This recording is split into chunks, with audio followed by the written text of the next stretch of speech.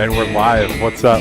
Welcome to our Coachable podcast for parents and coaches, by parents and coaches. And my God, are we excited today. That's Coach Logan. That's Coach Lance. We don't care how they're doing. We have a guest in here today, folks. The whole time, too. It's going to be great. The whole time. And he says that his real name is Rusty. I still think it's Willis. Rusty, how you doing today? The ginger hair genius. I'm good. Do I have to be here the whole time? You can leave whenever you want to, but we're going to stay here. You're okay. We can get a key and lock up if you need us to. Talking to your microphone. I better stay. I know, I'm sorry. I better stay. He's too close to me. I have to turn this way to bed, and then I got to wrap my head around with the mic, so. He's got red hair. You don't need to look at him. You're right. Fair enough. does burn a little bit. So we are actually too stupid to talk about this ourselves, so we had to bring somebody in to tell you about all the stuff you should be doing for your kids' health. Well, come on, Coach, always right. I'm right when I know what topics to talk about. Yeah, you know what topic. So basically we really want to focus on arm health. The more you see all these guys going through Tommy John surgeries. At such an early age. They're going through it in high school at times. And, I mean, there's guys on their second, third, fourth Tommy John surgeries. By the time they reach the pros. I've seen 13-year-olds that are getting it. Yeah, it's because A, they're playing so much baseball, but B, what's the main problem is their arm. I call it arm slot, but they're. Well, that's, again, not something that we really were going to get into, but theory, is it that they're throwing it too hard, or is it curveballs? Are curveballs that big of a problem like I think they are, or am I wrong on that? That's for you, well, Rusty. Yeah, I know. I have to process things. I have a slow brain, so it takes a minute to comprehend, and then I have to formulate words, and then I have to talk. So okay. I can't necessarily do all that at once. Coach Logan knows all about that. The struggle is real. I will say, though, it's not only Tommy John surgery that you have to worry about. And that's the big one. That's the hot button topic that everybody's, That's the buzzword. Right. But there's also shoulder fractures and elbow fractures, basically because the bones haven't fully developed. So they have their growth plates, and then the ligaments and muscles that attach to those growth plates basically pull the bone away. So then rather than having a ligament tear, such as Tommy John, you have a shoulder fracture or an elbow fracture. So you term it differently, and it doesn't necessarily require surgery, but I would say that those are even more common than actual Tommy John surgery or UCL tears, right. Wow. Which is what Tommy John surgery is. But so I forgot your question already, but what was it? The UCL is basically the ACL for your arm, correct? It's the ulnar collateral ligament. It's the ulnar collateral ligament. I would compare it more so to like the MCL or the LCL in your knee. So it's the ligament on the side of the elbow that takes a brunt of the force as you start to throw the ball. Basically because your forearm whips backwards, and that's the ligament that basically controls that whipping action of the forearm. Okay. So is that why Rowan Gardner could throw so hard? Rowan Gardner was a special case. Okay. Yeah, he was. He was casted up into a 90-90 position, and so actually, it doesn't make any sense. Actually, I would think that if Rowan Gardner, in all honesty, if he was actually a real person, he would be casted down in the position rather than up above his head, because when he's casted up above his head, all of his ligaments are stretched out, right? So you want those ligaments to be tight, so that when he rotates down, that they're pulling with all that force. But so this doesn't make sense up here. It has to be down. But with it so being casted, they didn't do the right. No, that's a stupid move. No, with it being, I love that movie. So do I. With it being casted up so high, you said the ligaments would be tighter if it was downward, but they said tendons. Would the tendons make a difference if it was casted upwards? No. The tendons being too tight? No, because those are going to be your tendons that do internal rotation, which is the motion that pulls your arm downward. So you want those to be tight, because once you get them up here, then they're going to want to recoil and pull the arm down. But if you get them up here, they're all stretched out. So ligaments and tendons are all stretched out up here. So we actually didn't introduce Rusty properly. I want to make sure that we throw this out there. Right. Well, here's the thing. Have you ever made a joke and then got schooled on the actual, like, I wasn't really that serious, but Right. I got it now. but it makes complete sense. Rusty, give us a little bit of background on yourself, actually, as far as what you do. I would Not introduce much. it, but okay. Perfect. I'm not sure the words. I- He said them already, and I'm afraid I'm going to mess them up. Exactly. I would introduce you as, in all honesty, a physical therapist. Yeah, I'm a physical right? therapist. You work for Genesis here locally, Yep.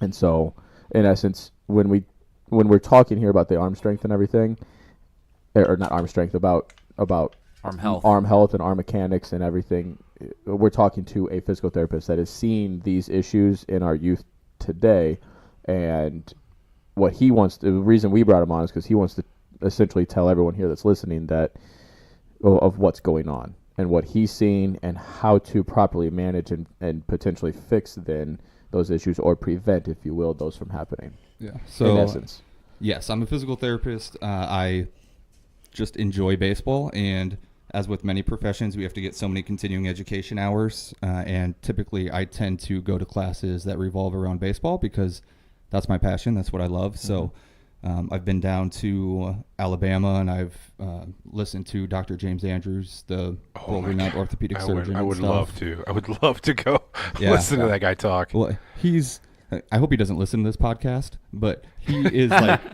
stereotypical Southern grandpa Yeah. who can pretty much say whatever he wants and do whatever he wants because he's done it all and seen it all, and he's Dr. James Andrews, Yeah.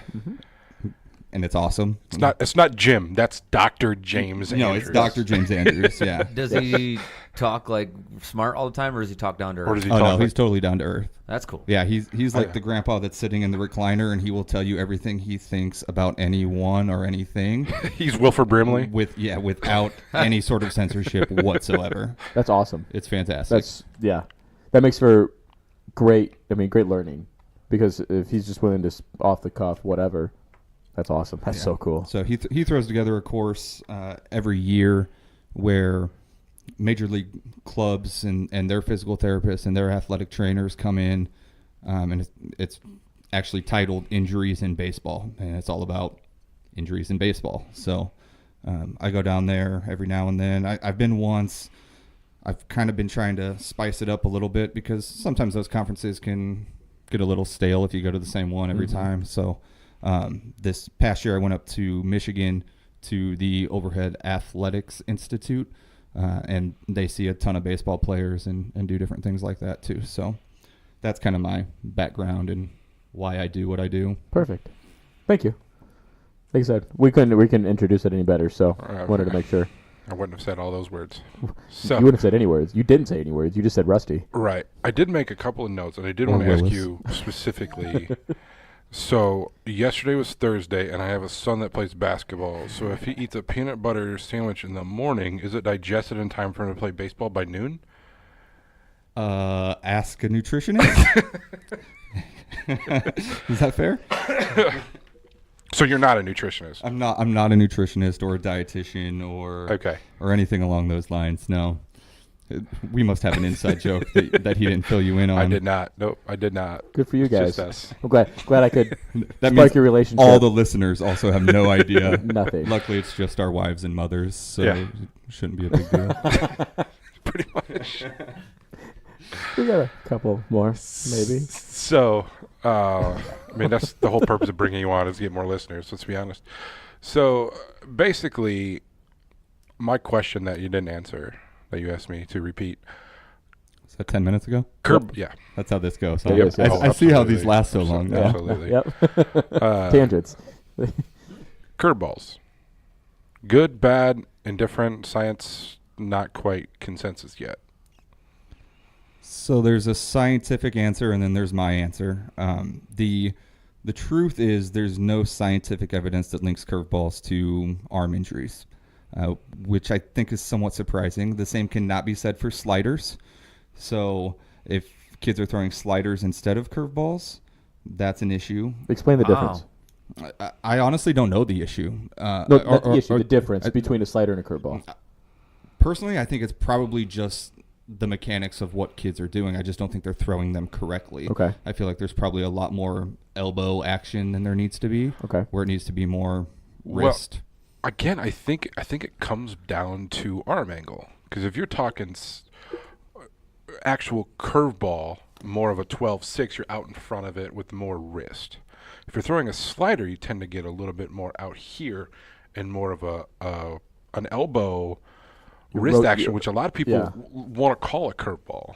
Right. Yeah. So, there's a lot of overlap in things that you guys have talked about in the past. So this is kind of one of those things where, does the end result mean that you're doing it correctly? And I think kids change the way that they throw things in order to get the proper spin so that the ball does what they see on TV, and then boom, they're doing it right, as opposed to actually doing the correct form and then getting the right result, right? So they look for the result first and then say, yep, I'm doing it right because I got the spin on the ball just like I wanted. Same thing goes for, winning versus development. That, your guys' last episode is, does winning mean that you're developing kids? And I think we all know that the answer is no to that question. Right. But I think that's what it goes back to. So, yeah, you're right. It's arm angle. It's, release points. If you look at any of the elite guys, talking major league pitchers, the release point's the same all the time, right? It doesn't matter what pitch they're throwing. The ball comes out at the same point, same release point, same, tunnel, I think is the new buzzword, tunneling the baseball, just so that it looks like all the other pitches.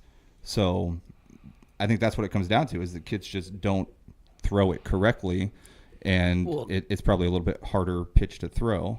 But so I'll finish answering that question, I think. But so if you also know that throwing pitches harder puts more torque on the arm. So actually, fastballs are actually somewhat dangerous, I guess. And I don't want to use dangerous because obviously we need to teach fastballs first, and then we need to teach change-ups, and the sequence goes as such. But if you have a kid who is elite, all right, so we're talking kids that throw 50, 60 miles an hour already at the age of 13 or whatever the case may be, they're throwing harder than their peers.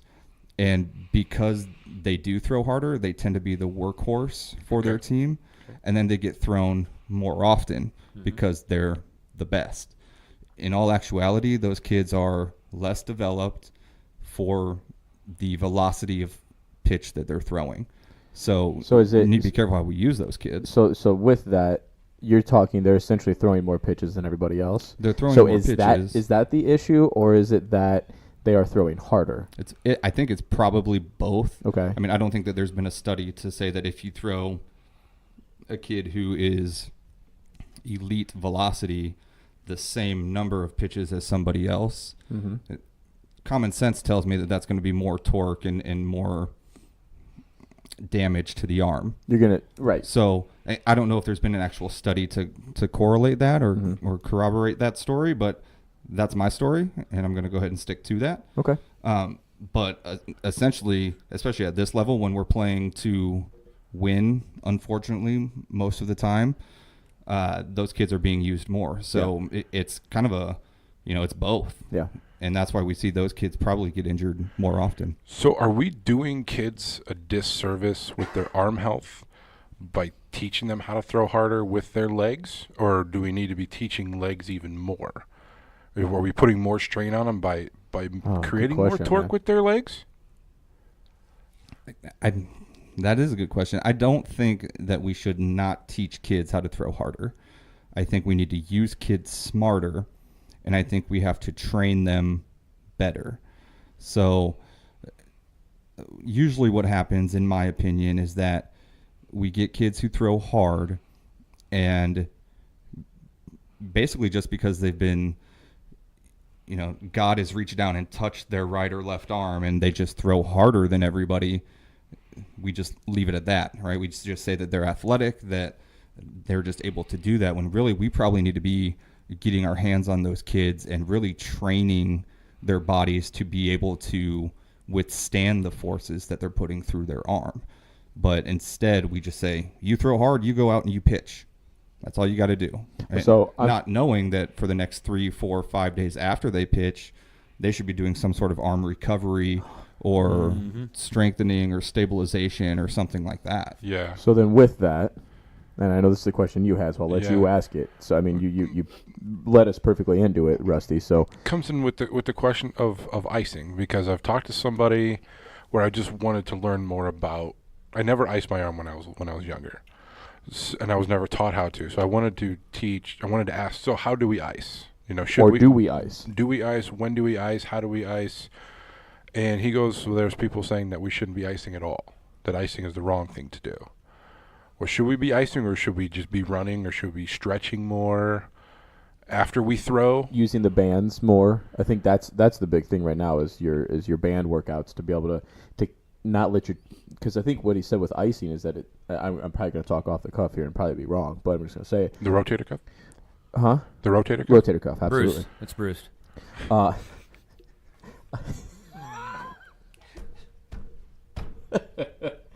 You went there.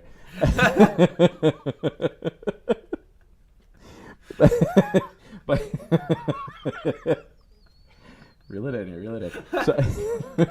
So I think the person you were talking to said that it actually, if you ice, it will tighten your.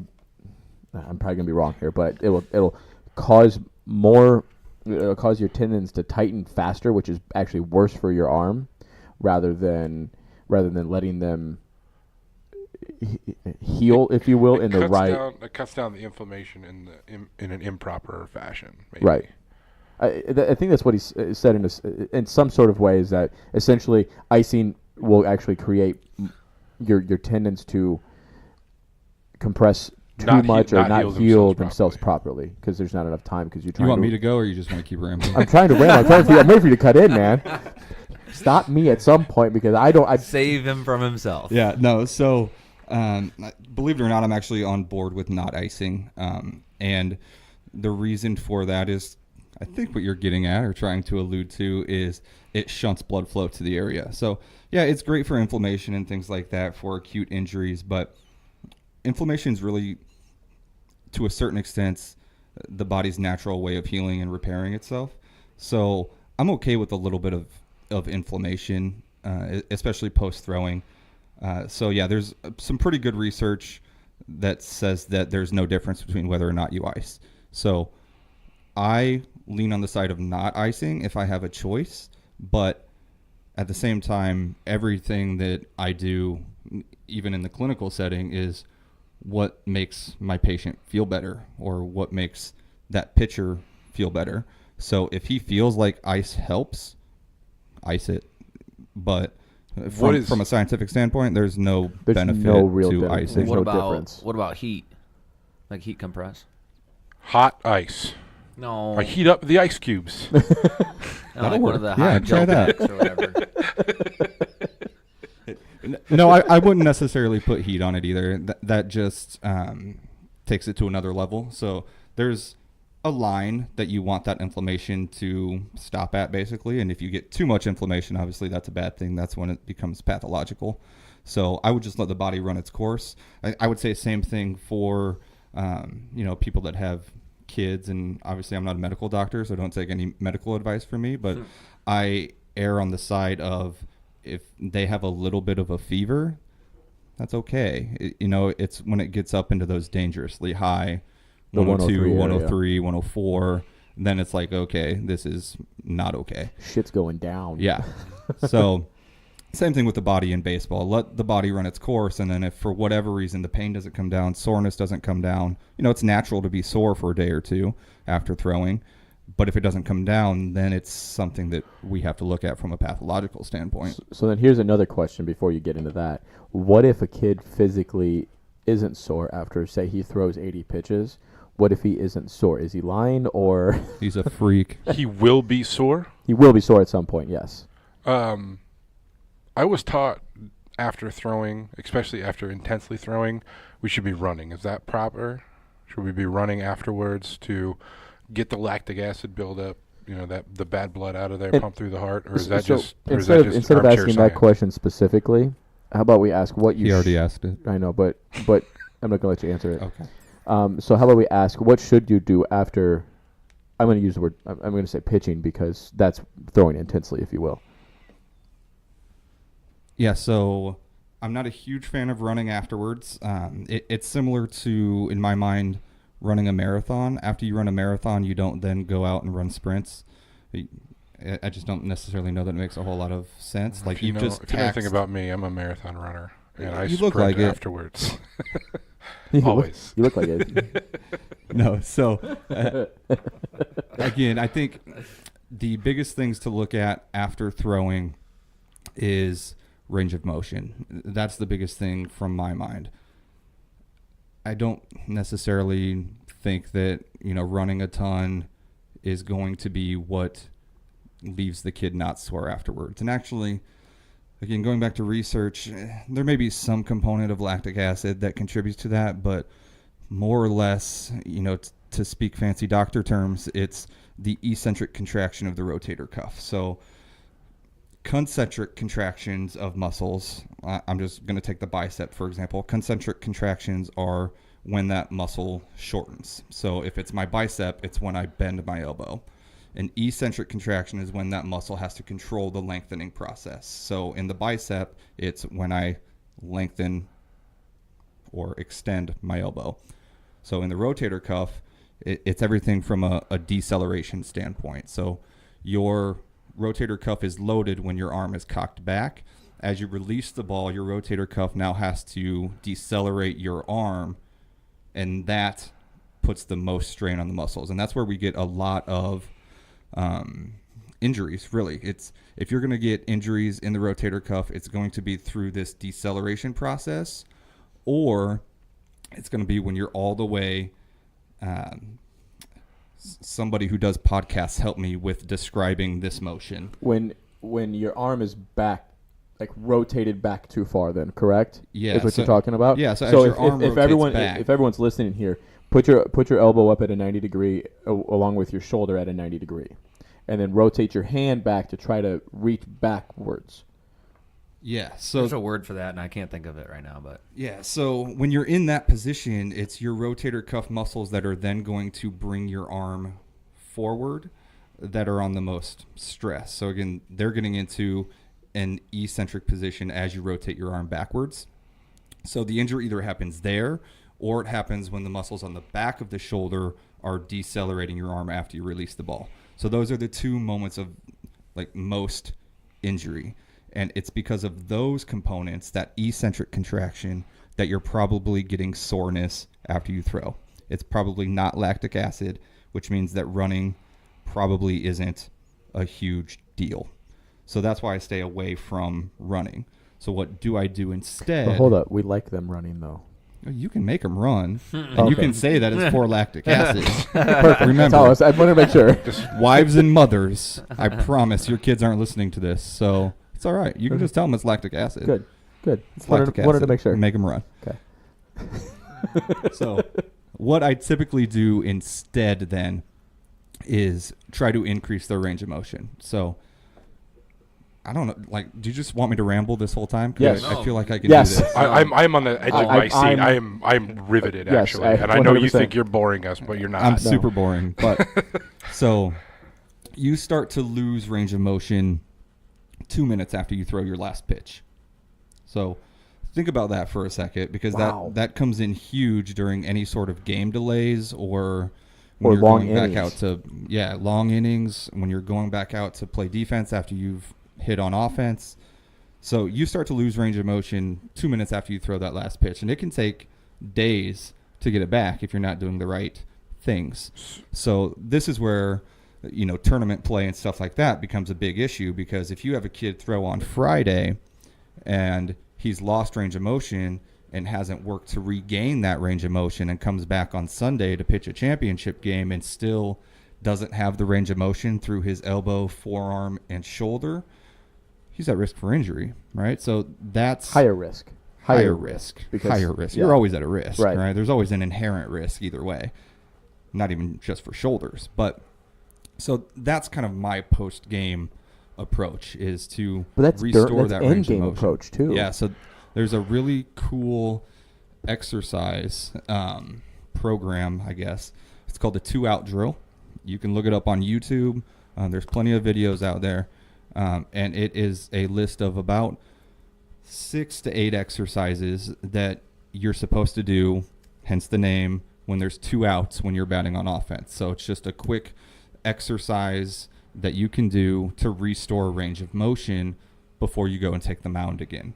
So it's been, again, proven effective through research that it restores the range of motion that you've lost in that initial 2 minutes of not throwing. So I would really advocate not only do you do that with 2 outs, but you do it anytime that there's a game delay of any sort where it's been 2 minutes since they've thrown. And you just get that ingrained into your player's mind that haven't thrown a pitch for about 2 minutes. I need to do the 2 out drill. Even sometimes doing, there's an issue with one of the bases or something. You see a delay happen there, and they're stuck on the hill for a couple of minutes or something like that. So with you saying that, when there's a delay, is it okay not to necessarily be straining or throwing or typically pitching, but as long as the pitcher would be continually, kind of keeping his arm warm, as you would say, by throwing the ball back and forth with his catcher or whatnot, would that be advised then? If there's playing catch with your catcher, okay, so would that be advised? I don't know the question. during a delay. Yeah. During a delay, say like you brought up with the base issue, if there's more than a 2-minute delay, as a coach, you should turn around and say, pitcher, start playing catch with your. Would that be advisable, or should you just start stretching, or stretch, or what's like these two out drills? Give us a couple of examples. Well, I mean, if it were up to me and I was coaching a team, I would probably just aim for the stretches if it's just as effective as throwing, which it can be, because then you're not putting as much stress on the shoulder by throwing more baseballs, right? So if you just go through the stretches, then I would prefer that. Okay. Okay. Yeah, that answers the question. Is it completely ridiculous then when the big leaguers come in from pitching and they put a coat on their one arm to keep their arm warm? Is that just completely stupid? I don't think it's stupid. I think it keeps the muscles warm and more flexible. So, no, I think I'm okay with that. Is that going to do the job by itself? No. And I think I shouldn't say most of those guys. So what I have found in visiting with different people at some of these conferences and things is that there are big league programs that are ahead of the game, and there are big league programs that are stuck in like the 70s and kind of the way that they train and prepare and things like that. So I'm not going to say most teams, but I think there are big league teams that you will find that if there are 2 outs in an inning, the pitcher disappears down to the clubhouse, or he might just be doing it in the dugout, but he's going through this 2-out drill and preparing his arm to get out there to pitch the next inning. So the coat by itself isn't going to do anything, but if you wear the coat and it kind of keeps things warm and flexible, and then you do the 2-out drill on top of it, then yeah, that's great. It just seems like some and it may not even be a recent thing, but just growing up, I've noticed like pitcher gets off, there's a guy designated for the coat, get the coat, get it on, get it, and same thing when they get on base too. Yeah, to me, it's just always. And when we're talking here, it's like, is that just old school, and we shouldn't be doing that because it doesn't really do anything? Yeah, I think it's definitely old school. I don't know if it's necessary, but again, it goes back to what makes your guys feel good. And also what I found out is that there's a lot of psychological component that goes in, especially at the upper levels. And so they're going to do whatever they think makes them right. So if they're going to put the coat on to make them feel good, then they need to do that, because what we know just from a psychological standpoint even is if you feel like something's helping you, it's helping you. Mm-hmm. And if you don't do that, not only are you going to perform worse, but you're going to change things about your delivery, about your mechanics, and then we're right back into being at risk for injury because you're trying to overcompensate for this psychological component to the game. And that kind of ties into what we've talked about before with developing a routine. As Nomar Garcia-Parra is the one that I think about. Every pitch he would step out, adjust his batting gloves, make them tight. Oh, it's so annoying, but he but he would do that. But that's part of the psychological game. Yeah, everyone says it's help me out. I can't think of the word right now. Superstitious. Everyone says it's superstitious. It's not Little superstitious. stitious. Well, yeah, true. But it's more again. It's all for your head. It's all for confidence. And when I brought this up before when I was sitting in the dugout and one of my Yep. kids was struggling, and he grabbed his other bat and was gonna go walk up with his other bat to go hit. Dad looked right at me and said, "It's not the bat, it's the player." And I just wanted to turn around and punch him square in the dick, like, dude. Does he listen to this? Why? Probably not. Why are you? He probably doesn't even remember. Why are you robbing confidence in any way possible? Right. Yeah. Same thing. Like we've talked about this before with the elbow guards. You know, we've had Yep. some parents will be like, "That you don't need that. That's for But if it makes the kid feel more confident, then he absolutely needs it. If it helps him, anything. That's how I look at it. Is if it helps them, why not? $30, well worth it. Yeah.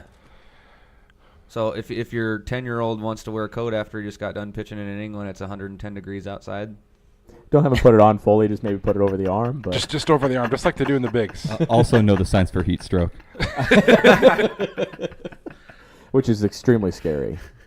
Because Kellen went through that. Remember our first year? Oh, man.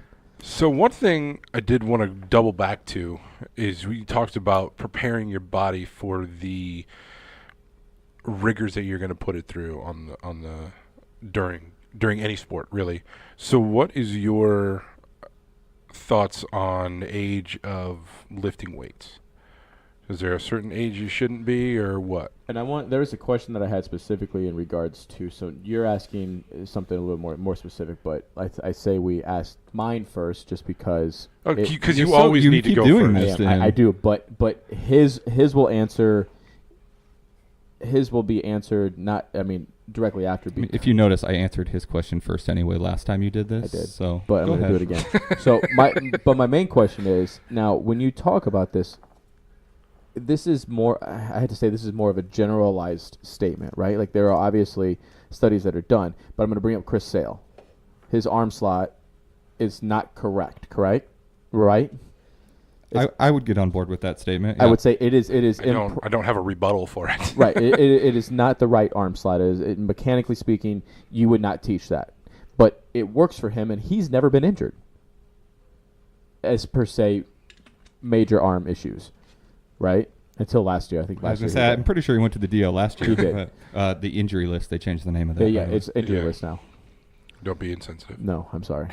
So that's my question is it more of a generalized, or are you talking, like, obviously when I say generalized, yes, it should be what's taught. Yeah, that's a great question, Lance. It has nothing to do with what Patrick asked, though. So But it does. I'm going to answer his question first. But what I was going to ask is, because kids also individually, some could start earlier than others. Much like you're saying, if the weightlifting goes into play, you have a kid that throws faster than all these other kids because like you're he's trying been really touched. hard to tie these things together. No, they are tied together. They're tied together in my mind. That's all okay, that that's all that matters. matters. I don't have an issue with kids lifting weights at any point. I mean, if you want to lift weights as an 8-year-old, again, I don't think there's any research to suggest that that's bad for you. He answered this question first again. It just goes to being smart about it, right? You're not going to have kids in there doing 50-pound dumbbell curls, right? And maybe they'll do 2 pounds or 3 pounds, right? It's just developing. You want the 8-year-olds on the pre-workouts and whey, proteins, and all that stuff too, right? Yeah, I wouldn't go that far. Okay. But the lifting weights. Could you imagine the pre-workouts in a kid? What I mean to say is I'm not a strength coach, nor am I a nutritionist or a dietitian. Okay.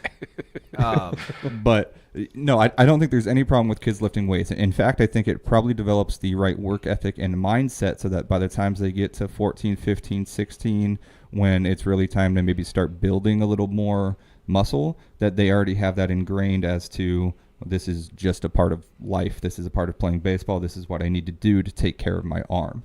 So I think it's the right way to, again, develop kids to be in a mindset that it's more than, if you're going to play beyond schoolyard, playground, baseball or basketball or any sport, there's a certain amount of work ethic that goes into it, and this is just part of that. Because I think even now getting kids in the weight room at the high school level is difficult because they've never done it before. So then they go in and it's social hour, and it's not really necessarily there to work on the things that you need to work on for whatever sport you're in the weight room for. Or you get a sadistic coach like I did, and we had to do planks for the entire solo of Freebird on the radio. I love that, Coach. That's awesome. So you always request Freebird, right? Yeah. It's like your favorite song of all time? Thanks, 97X. Thanks for playing the long version. No doubt. Like, I've taken my son, even when he was 8, to workout programs with a professional like teacher who teaches that kind of stuff. Because I wasn't about to just throw him in the gym and say, have fun, dude. Good for you. But she's actually a really big advocate of younger kids working out, and she starts the really young ones off with actually no weights, like just like even PVC pipes and stuff. Yep. And just a way to, like you said, develop that gym etiquette. Because that's the biggest thing is, like you said, these kids get in the gym and they don't know what they're supposed to do or how they're supposed to act. And these kids that have been doing this for a long time, they come in the gym and they walk in there with some authority, like they know what they're doing. So yeah, and don't get me wrong, I'm not talking you to get kids in the weight room 5 to 7 days a week because it's 8U baseball and you have to take care of their arm. But yeah, I think getting them in there once a week maybe, and then at home know the proper stretching routine like after you throw, and kind of get them on an arm recovery program like that. That's the right way to go. But we're not trying to build like little Hercules or anything like that. Ooh, Hercules. I have seen some of those kids on YouTube. I'm just like, how is that even possible? Like Stewie. Yeah, there are kids like that out there. It just doesn't look right. I forgot your question. That doesn't matter. I know the one. But I'm pretty sure I answered it because I answered his. So and they were so closely and they were all tied related. together. Lance quits, man. He's not even going to ask another question all day. Now, there's one thing I know for sure that Coach Lance hates, and that is stretching. And you've talked a lot about stretching, and stretching to you is one of the most important things we can do. I don't hate stretching. Yeah, you do. Screw you. Yeah, stretching's very important. I can't stretch. Do you want me to elaborate? No. Yeah, stretching sucks.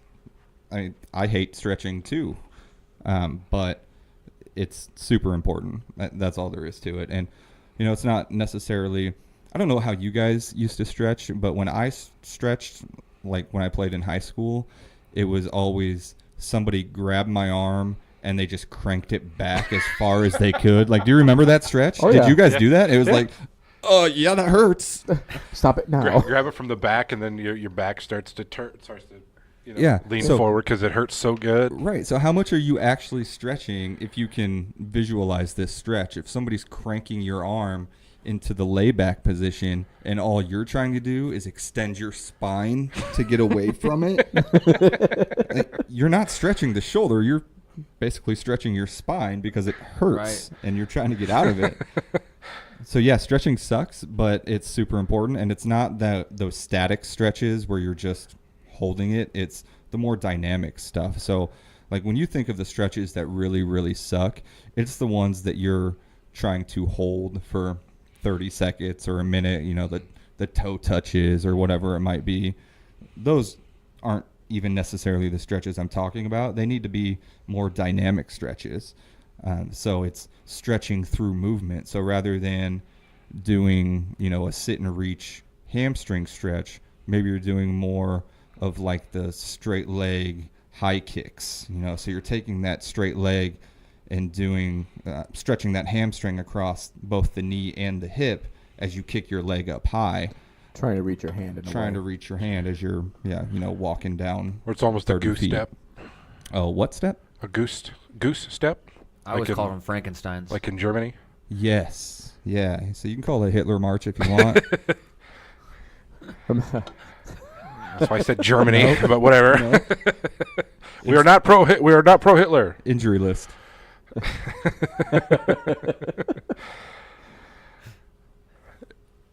No doubt. I think some that I thought of when you started saying that. I had this question that I come up with just recently that relates to that. What's your guys' thought on that word? not so great. getting the kids loose and then stretching, or stretch them and then get them loose? As far as arm, Yeah. Or either or. Do you mean like throwing before stretching or stretching before throwing? Yeah, like is playing a that kinda little what you're catch and then asking? stretching out, or stretch out and then play a little catch. I think you want to stretch out first and then play catch. That's what I was, but I've seen people go both ways and say it's not a big deal, and I don't know if there is. Is there? Would you say it's a really big deal, or do you think it's like? I think so. Yeah, but I would say so. If you're going through a full range of motion on your throw and you haven't stretched out dynamically yet, you can't control that, right? You can control the amount of stretch that you're doing in your arm until you can get a little bit more. Versus throwing a baseball, you can't really control that. You know what I mean? As you go to throw it, your arm's always going to go back really far. So I think it's important to dynamically stretch the muscle so that it can get to that point that you need it to for when you actually go to throw. and and I know you talked about the dynamic leg stretches, but like you're talking like in gym class when you did the small arm circles. Those are really, really important, right? Yeah, actually they are. Are they? Yeah. So Joking. if you look up the so if you look up the 2-out drill, you'll see that is one of the stretches actually. So you got small arm circles and you got big arm circles, forward and backwards. So you say it jokingly, but no, actually that's a good one to start with. Okay. Wow. I'm glad. I'm glad that I made that joke. Joke's on because you. When's the last time you woke up and go, you know what I need to do? Arm circles. Some of these. When's the last time you went out and played competitive baseball, though? You played with me. I know you. I was never competitive. Does Vita League count? No. But if you did, that would be something that you woke up and thought to yourself that you should do. We should do some small arms. You really should, yeah. It just Yeah, if it you- always seemed so ridiculous. Yeah. The small. I got the big arm circles. That's because you But- were, a 13 to 18-year-old smart-ass kid, right? So you just laugh Some at say everything things will everybody never ever change. tries to teach Yes. you, knowing that this isn't going to do me any good. But I'm here to tell you, man, there's research to support these things. So, yeah, you can laugh at them when you're, 8 to 18, but when you get in charge of the younger kids, you got to try to teach them. Right? And they're going to do the same thing that you did to everybody that tried to teach you along the way, and you just got to take that because you deserve it. I absolutely deserve it. There's nobody that deserves it more than I do. You're not wrong on that one. So what? Since we've talked about arm health, what would you say is the proper technique to warm up your arm? Not stretching wise, because I know we could go into probably hundreds of stretches to get your arm. He just ready said to small throw. arm circles. That's it. Just that one. Only small arm Only circles. small. Oh, okay. Well, that dances. And then you're ready to go. There you go. Perfect. What throwing wise? What is your warm up process if you were to coach?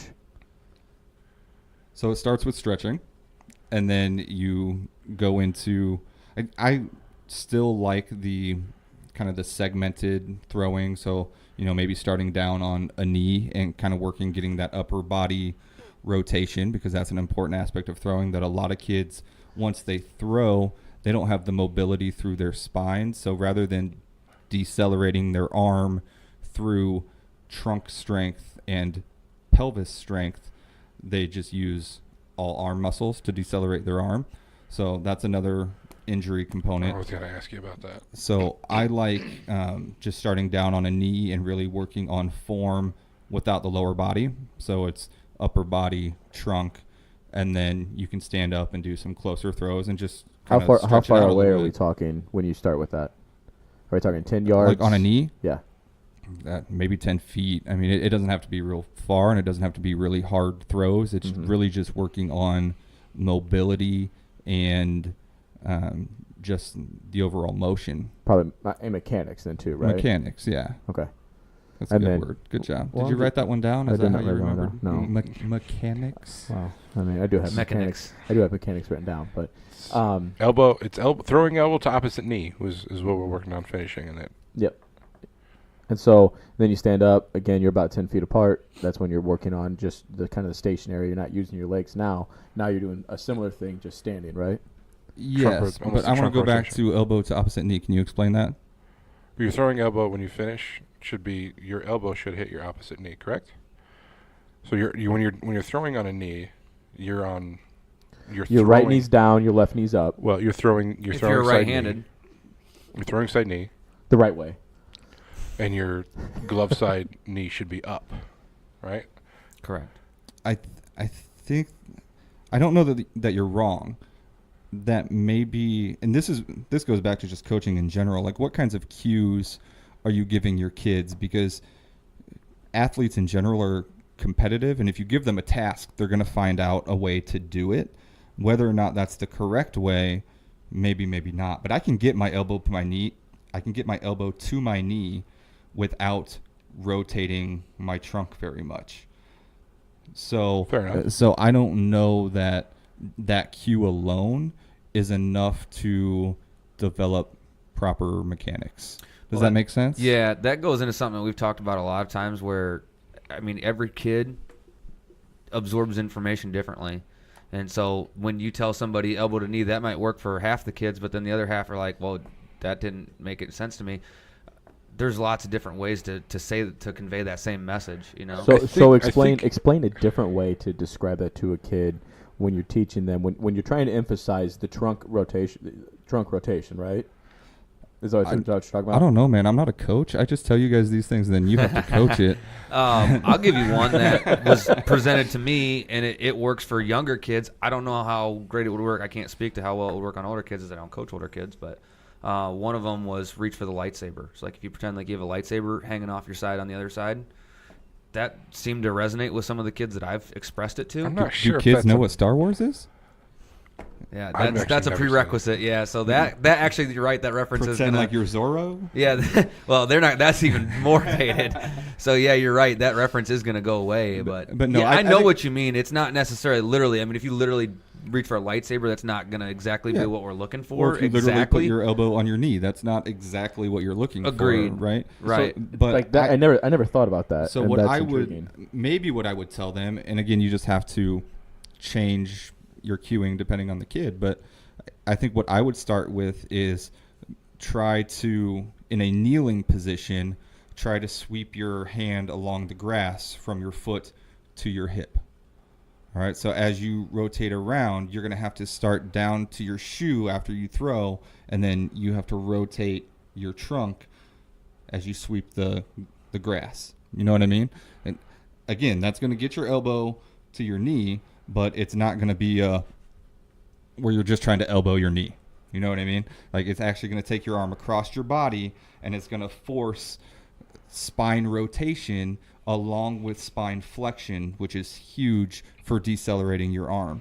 All right, so as you come across a throw, you should finish in a position where your trunk is flexed down over your leg. And specifically, I'm talking more so about pitching right now. Obviously, from a third base standpoint, you're not going to have a kid finishing like you would a pitcher, but that's where you finish, is you finish down with your chest out in front of you, bent over at the hip, and your arm should be sweeping down on the opposite leg. Does that make sense? As I'm trying to explain it verbally, I would do much better showing you. He's but left-handed. Yes. And the whole time I've been Sorry. watching him, Left-handed. I'm looking at him saying, "Why are you doing that with your glove hand?" Yeah. And then I go, "Oh, left-handed. Never mind." Left-handed. My bad. when he's showing that. So, yeah, that makes sense. So Yeah. sweep it along, which is again, it's doing the same things, but it's actually utilizing, instead of like he's saying, when you go down to the elbow, and I'm away from my mic, so I apologize, but when you go down to your elbow, they're going to end up doing this number rather than all the way through it. Right, and I think a lot of that comes with the showing aspect then- of it too. Right, from and that's time what I was to going to time. say. If you're explaining it while you're showing what to do, but then you got to walk around after you show it, and this is again at a younger level, you got to walk around after showing it and say, okay, now your trunk needs to be doing this number too. You can't just be, it needs to be finishing, as you said, finishing over the leg. It can't just be reaching down there, because you can reach down there even if you don't finish over the leg, if you will. Yeah, I have found that you cannot teach the younger kids without facilitating their motion. I have to Yes. be careful how I say that, right? I can't say you have to put your hands on kids in order to show them how to do things. No, but But I mean, we're not in State College, Pennsylvania, so you can't. Oh, Jerry. So Yeah, you have to be able to physically show them the motion, both through demonstration yourself as well as forcing them to do the motion too. Yeah. So, they might try to mimic you, but I guarantee it, 1 in 10 kids, you might have one kid on your team that does it without you having to actually grab them and take them through the motion you want to see. So yeah, no doubt. The younger kids, they got to feel it. They got to know that it's hard because if you're right, you show them things, and if they don't feel that, it's just not. They're not going to connect that together. Right. Yeah. Until they've actually been like, oh, that's what you're talking about. Right. Oh, okay, and I get it now. takes hundreds to thousands of repetitions before that ever actually physically gets ingrained to kids. So you can't show them the first day of practice and then think that the second day they're going to remember to do it. Mm-hmm. I mean, they might remember what they're supposed to do, but their body doesn't remember the motion. It's really funny you say that because I started working with this kid that's 6 in just basic throwing and catching. And I showed him the first day, this is how we stand when we throw. This is how we stand when we're receiving the ball when we're playing catch. Feet pointed at the target and then shoulder pointed at the target. And then it was so funny to see him the next week when he was sitting there and he goes, you could just see it click all of a sudden in his mind. Oh, wait! And he had to move his feet real quick. So, yeah, I mean... It's fun to see, though. That's the rewarding part of your guys' job is just seeing stuff like that click, even if it's the little things. Yeah. Right? When you stop appreciating that, then you probably shouldn't be coaching anymore. Well, you know what I mean? You're not in it for the right reasons at that point. Right.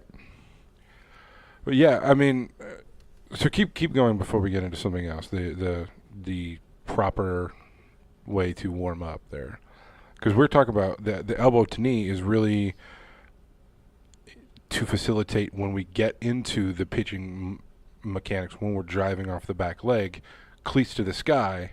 And then that's how we make sure we're finishing as our elbow goes to our knee. Does that make sense? That's Or at least how I teach it. Hand sweeping the ground. Right. Yeah.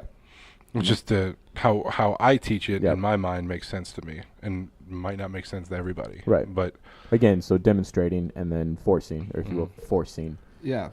And so I think this segues a little bit into just like video analysis and stuff like that too, because again, athletes are going to achieve the tasks that you give them because they're competitive, and they're going to make those things happen naturally, however their body allows them to do so. And this is where I get a little bit away from some instructors and coaches and just different people in the community that want to see kids move athletically, I think is kind of a buzzword, because kids are going to take the path of least resistance. And I shouldn't say kids, everybody's body takes the path of least resistance. So if you, again, give them that verbal command of this is how I want it to look,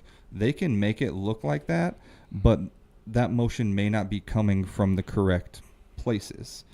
Does that make sense? Mm-hmm. It might not be natural or comfortable. It might not be natural. It might not be comfortable. But again, it's really funny when you tell them something like that, and then they do it how they normally did it, and then at the end they get themselves in the right position. Yeah, but even so let's do a simple toe touching exercise. All right, let's just say that you tell a player that you want them to be able to stand up and touch their toes. 10 out of 10 kids are going to touch their toes, but none of them, I shouldn't say none of them, most of them are going to bend their knees when they do it, right? And especially that's what they're going to do if they have tight hamstrings, because their hamstrings aren't going to allow them to touch their toes unless they bend their knees. So if we talk about certain parts of, let's say, the pitching motion, at follow through, there should be a 90-degree angle between the plant leg or the lead leg and the trunk. So the knee extends fully, the trunk flexes over the hip, and it creates a 90-degree angle as the body follows through into spinal rotation and spinal flexion. So somebody who doesn't have hamstrings that allow that kind of mobility, they're still going to sweep the grass or get their elbow to their knee, but they're going to do it through excessive spinal rotation or flexion or knee flexion rather than actually doing it the proper way. So in real time, we may not see that, and we might say, yeah, that looks really good. But then you slow it down a little bit and you're like, his knee is flexed like 45 degrees.